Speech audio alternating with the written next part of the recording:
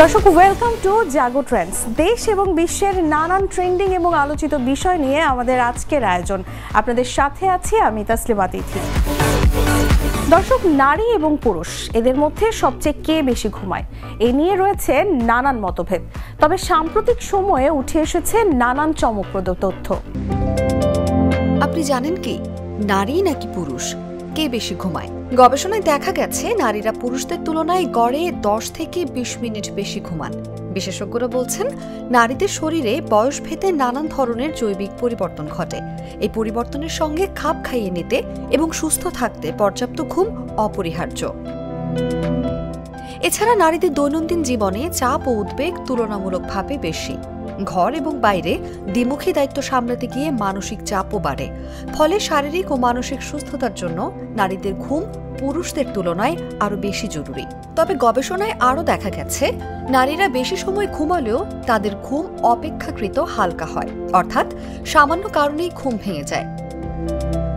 অন্যদিকে পুরুষরা কম সময় ঘুমালেও দীর্ঘ সময় গভীর ঘুমে থাকতে পারেন।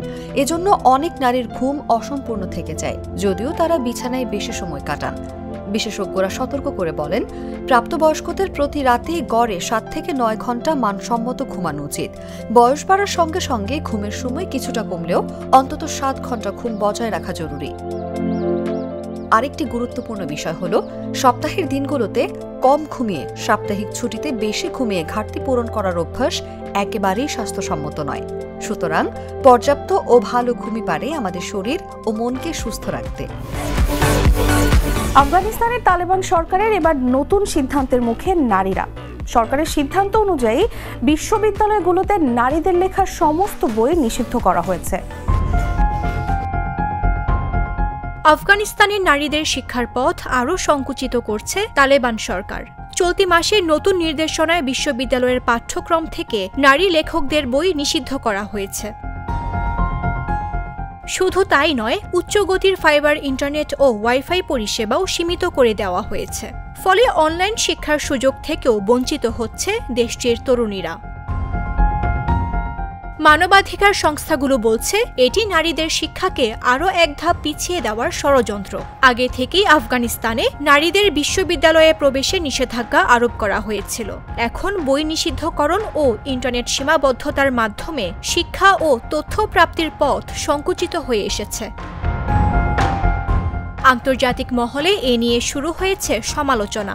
জাতিসংঘ বলছে এই পদক্ষেপ কেবল নারীর অধিকারই নয়, বরং আফগানিস্তানের ভবিষ্যৎ উন্নয়নকেও অন্ধকারের দিকে ঠেলে দিচ্ছে। যদিও তালেবান নেতৃত্বের দাবি এসব সিদ্ধান্ত ইসলামী শরিয়া মেনেই নেওয়া হচ্ছে। দর্শক, ঘুরতে যেতে ভালোবাসেন? শুধু পৃথিবীর বুকে না, এখন কিন্তু মহাকাশেও ঘুরতে যেতে পারেন। একদমই তাই, নভোচারীরা ছাড়াও মানুষও কিন্তু ঘুরে আসতে পারে মহাকাশে। কিভাবে যাবেন চলুন দেখে নেওয়া যাক।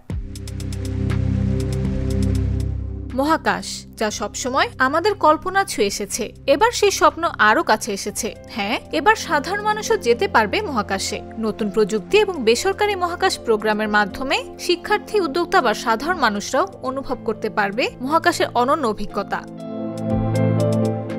মহাকাশে ভ্রমণ মানে শুধু দর্শন নয়, এটি নতুন দৃষ্টিকোণ। পৃথিবীকে নীল ও সাদা বিন্দু হিসেবে দেখার অভিজ্ঞতা আমাদের মন, পরিবেশ ও সম্ভাবনার প্রতি দৃষ্টিভঙ্গি বদলে দিতে পারে। এছাড়া এটি শিক্ষণীয়। সরাসরি দেখা যাবে বিজ্ঞান ও প্রযুক্তির কাজ, নভোচারীদের অভিজ্ঞতা।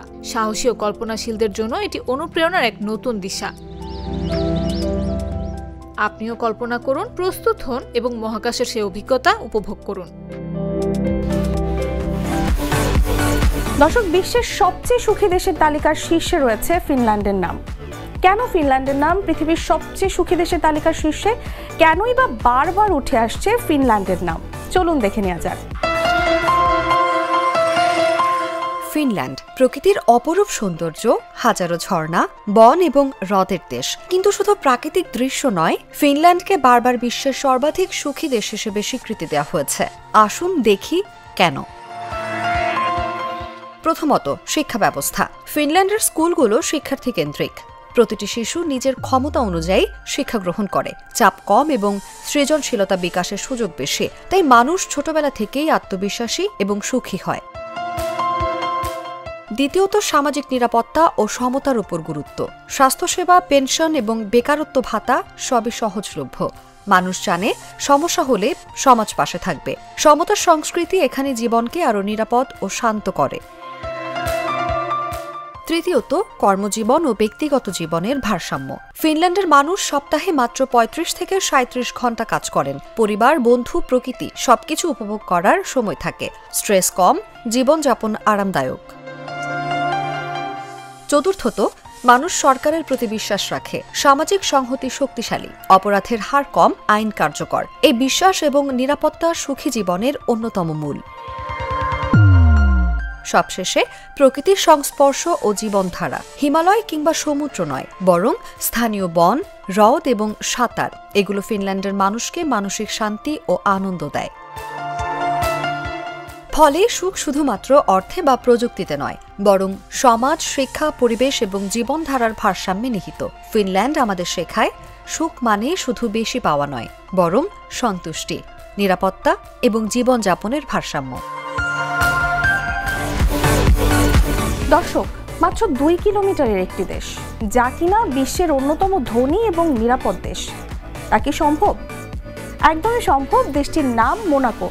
কিন্তু এত ক্ষুদ্র একটি দেশ বিশ্বের সবচেয়ে ধনী এবং নিরাপদ দেশ কিভাবে হলো, চলুন জেনে নেওয়া যাক। বিশ্বের সবচেয়ে ছোট দেশগুলোর মধ্যে একটি, মাত্র 2 কিলোমিটার আয়তনের দেশ, কিন্তু সম্পদে তা বিশ্বের অন্যতম ধনী। আমরা কথা বলছি মোনাকো নিয়ে। মোনাকো দক্ষিণ পশ্চিম ইউরোপে অবস্থিত ফ্রান্সের সীমান্তবর্তী একটি নগর। ছোট হলেও দেশের অর্থনীতি অত্যন্ত শক্তিশালী, কারণ এটি একটি করমুক্ত দেশ যেখানে ধনীদের জন্য বিনিয়োগ এবং ব্যবসার সুবিধা রয়েছে। দেশটি শুধু ধনী ব্যক্তিদের আবাস নয়, বরং পর্যটন কেন্দ্র হিসেবেও পরিচিত। সমুদ্র, রেস্তোরাঁ, ক্যাসিনো এবং আন্তর্জাতিক ইভেন্ট যেমন মোনাকো গ্র্যান্ড প্রিক্স সব মিলিয়ে অর্থনীতিকে আরো শক্তিশালী করে। যদিও দেশ ছোট, তবে এখানে উন্নত জীবনযাত্রা, নিরাপত্তা এবং স্বাস্থ্যসেবা নিশ্চিত করা হয়। তাই বিশ্বের ধনী এবং অভিযাত্রা মোনাকোকে পছন্দ করেন। মোট কথা, মোনাকো আমাদের শেখায় ছোট হলেও পরিকল্পনা, পর্যটন ও কর নীতি কিভাবে অর্থনৈতিক সমৃদ্ধি আনতে পারে। দর্শক, এই ছিল জাগো ট্রেন্ডসের আজকের আয়োজন। পরবর্তী পর্বে আবারও হাজির হব নতুন নতুন ট্রেন্ডিং খবর নিয়ে। ততদিন সবাই ভালো থাকবেন, সুস্থ থাকবেন এবং জাগো নিউজের সঙ্গেই থাকবেন। প্রতি মুহূর্তে ট্রেন্ডিং খবরগুলো জানতে চোখ রাখুন জাগো নিউজে। ফলো করুন আমাদের ভেরিফাইড ফেসবুক পেজ এবং সাবস্ক্রাইব করুন জাগো নিউজের ইউটিউব চ্যানেল। ধন্যবাদ সবাইকে।